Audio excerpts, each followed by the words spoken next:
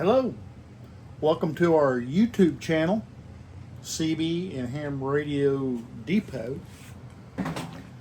We haven't made a video in a little while, so we thought we would make one on the Yaesu VL-1000 Quadra. Anyway, we picked this up. It unfortunately came from a silent key, and it was in very nice condition. As you can see, it's very nice. I've had 2 or 3 of these, and this one here, in fact, I couldn't remember exactly what all I knew about it before. But anyway, I broke out a 7300 ICOM to actuate the unit. So today I thought I would just give it a basic rundown on the connections and band changing and some of that sort of stuff that seems to be a problem at times with these amplifiers.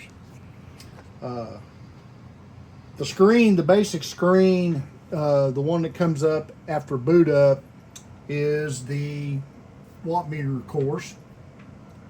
Tells the peak and average power. It will tell you SWR, and it will tell you the frequency that you are on, and you also see the voltage on the transistors, which it runs at 50 volts. This door here, this is where all of the changeable things are, and if you look, the display is very changeable, so you can put the SWR on the bottom. You can just do output power, peak. It will give you a monitor of SWR on antenna 1, which, by the way, you can hook 4 antennas to this unit. You can also run 2 radios into this unit and switch it on the front. Then you can go back to the regular screen. So what you can do, you can change your inputs here, which is 1 and 2, which is 2 radios, and then your antenna 2, 3, 4. We're running on antenna 1 at the moment, and of course you can dim it. You can also put it on low voltage, which, as you can see, the voltage decreases to half, or actually a little less than half.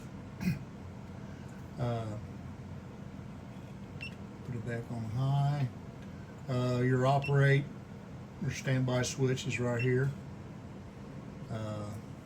Pretty basic. Now, it does have a tuner in it, and the tuner works as it should. All you do is you can turn the tuner on or off, and then once you have it on, you hit tune, and it will tune the antenna. Right now we're on a dummy load, so we have really no need for a tuner.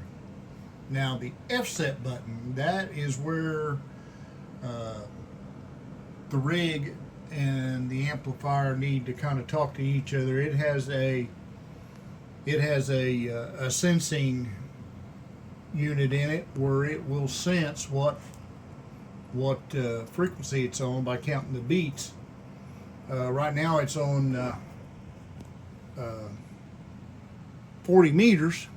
So if we wanted to change and go to a different frequency, which let's go to 75, and we wanted to change the amplifier to 75 meters, you must push F-set, and it does a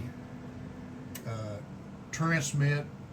Well, it has to be an FM. That's another thing I need to get to too as well. The manual says FM or CW signal will do it.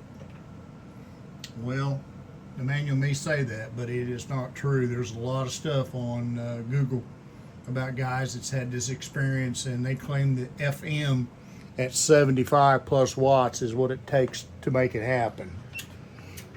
So as you see, we put it in FM, and it went to 75 meters. This amplifier when you're changing frequency, it does insert a signal, a small output, and then it also, if connected correctly to your radio, will key the radio and allow you to change the frequencies. So anyway, they this is the basic the MRF 150 transistor is what's used. Yaesu did build these with some overhead room in it at 25% less than their full bias. So they're biasing at about 225 milliamps, whereas some of the other manufacturers have actually they use the full 300 milliamps to run them, Meritron 1306 and such, and that is a mod on the 1306, is to reduce the bias to save the transistors in these units. So anyway, these come with 3 cables. It come with the cable for the FT1000MP, which is an 8-pin DIN. Of course, we don't have one here, so we can't use that cable. So I kind of built a cable from the ACC jack on the 7300 to allow it to communicate. Also, one other thing to remember, the ALC on these is almost mandatory that you run the ALC. So there is a section in a manual about ALC calibration and such as this, which very important, and it does save your amplifier. So anyway, it's very, very nice.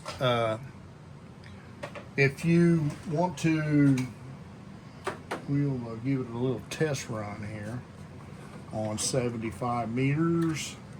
Get it off FM, put it in sideband.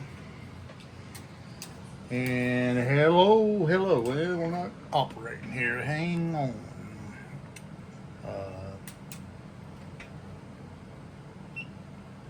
Let's see, what do we got?